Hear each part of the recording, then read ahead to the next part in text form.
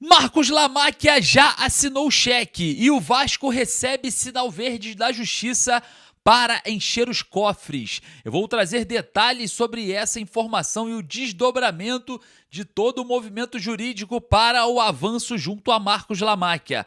Vamos falar também sobre a lista de relacionados, o Vasco a caminho de Medellín para os playoffs da Sul-Americana e muito mais.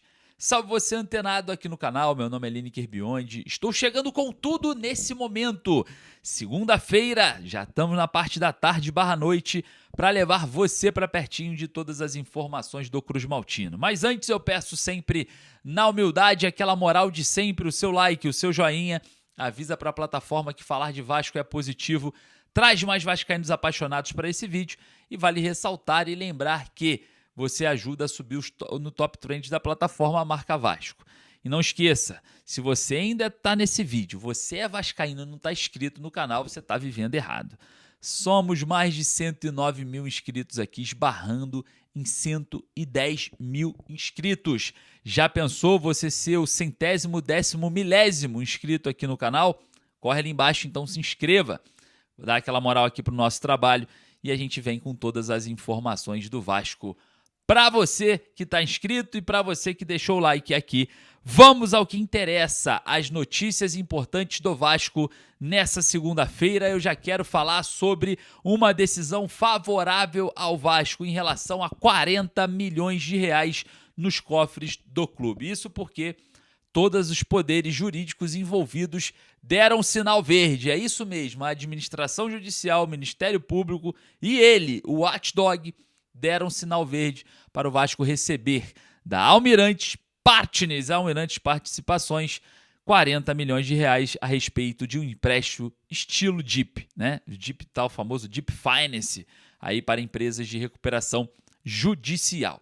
Isso se dá porque o Vasco fez o pedido, né, junto aos poderes jurídicos para liberar, né, essa quantia em dinheiro, né, um empréstimo que estava sendo solucionado há um tempo, né? Já estava até mesmo dentro do plano que o Vasco vinha fazendo. Só observando aqui, a administração judicial deu aval positivo, observando, né, todas as questões operacionais do Vasco e também classificando que já era um plano, né? Já era um dos empréstimos que estava programado no plano de RJ do Vasco, né? E aí dispensando aí algumas questões legais, algumas reuniões para tal liberação.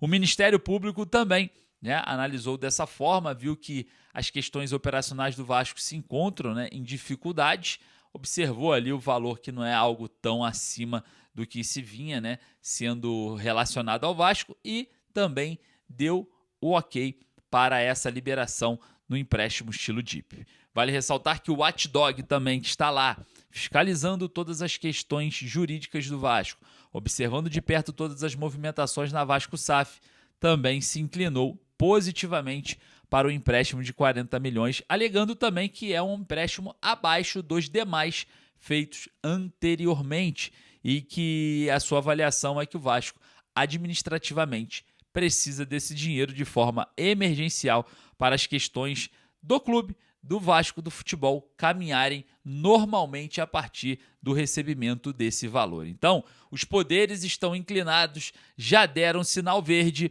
Lamáquia já assinou o cheque, Marcos Lamáquia, e o Vasco vai receber aí um valor milionário na sua conta, cerca de 40 milhões de reais para tirar, né, um pouco, né, desse afogamento financeiro que o Vasco vem sofrendo nesse momento da temporada. E a gente vai observando de perto, né, todas as movimentações que envolvem isso. E claro, toda essa movimentação com o ok já é um atrelamento ali, né, um valor junto com a Almirante Partners, né, a Almirante Participações, empresa de Marcos Lamáquia, que assinou a carta, né, dando ali o interesse na compra da SAF do Vasco, na verdade, já como movimento de negociação concluída, e a gente já vê, né, um valor já chegando muito próximo daquilo que a gente pode chamar de empréstimo ponte, né? Lembra do empréstimo ponte que a 777 fez em 2022? À época o Vasco estava com salários atrasados, uma série de problemas lá na Série B e estava comprometendo, né, o acesso do Vasco para a primeira divisão. Aí a 777 fez um aporte de 70 milhões, né, à época. O Vasco conseguiu colocar a casa em ordem e subir. Agora a gente vê uma fórmula um pouco diferente. Como o Vasco está em recuperação judicial e houve o afastamento do presidente Pedrinho e do Conselho de Administração da SAF, a gente agora observa, né, os poderes judiciais dando ok, né, passando por toda a peneira jurídica para ser algo aprovado de uma forma equilibrada e legal. Então tá aí, os poderes dando ok e o Vasco avançando para ter milhões na conta e tirar um pouco desse peso, né, financeiro que sufoca o Cruz Maltino nesse momento. O Vasco que embarcou está a caminho de Medellín, a cidade colombiana, onde receberá o Cruz Maltino na partida pelos playoffs da Copa Sul-Americana, jogo importantíssimo contra o Independiente de Medellín, um jogo em que o Vasco vai ter, obviamente, né, força máxima. A escolha do técnico Pedro Emanuel foi de relacionar força máxima. A gente, não sei se a gente pode chamar de força máxima, né? Mas é o que o Vasco tem de melhor na avaliação do treinador. Vamos começar aqui com a lista de relacionados do Vasco, jogador por jogador. Goleiros: Léo Jardim, Fusato e o Pablo. Foram os 3 goleiros escolhidos por Pedro Emanuel. Zagueiros: Lucas Freitas, Cuesta, Robert Renan e o Wallace Falcão. É isso mesmo, o Saldívia ainda está de fora se recuperando de uma lesão.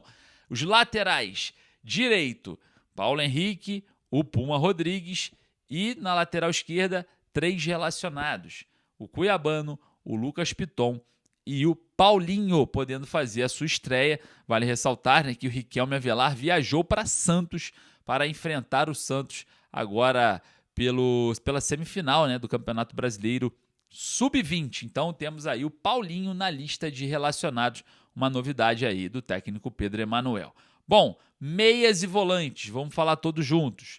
Jair, JP, Tietê, Rojas, Ramon Rick, Thiago Mendes e o volante Barros. Rapaziada, tá aí, esses são os meias, né? Os atacantes: Nuno Moreira, Brenner, Marini Nestrosa, Andrés Gomes, Adson e novidade, hein? Depois do Spinelli, João Vitor, o Mutano, tá na lista de relacionados como atacantes do Vasco para essa partida. Então tá aí o Vasco relacionado para o jogo contra o Independiente de Medellín pela Copa Sul-Americana, jogo importante, e a gente vai falar bastante, né, sobre esses jogadores em si, jogadores importantes que estão viajando junto com o elenco, e a gente vai estar, obviamente, torcendo para que o Vasco vença do Independiente de Medellín e faça jus aí, né, a esse jogo da Copa Sul-Americana, que é os playoffs. Era um jogo que nem precisava, se o Vasco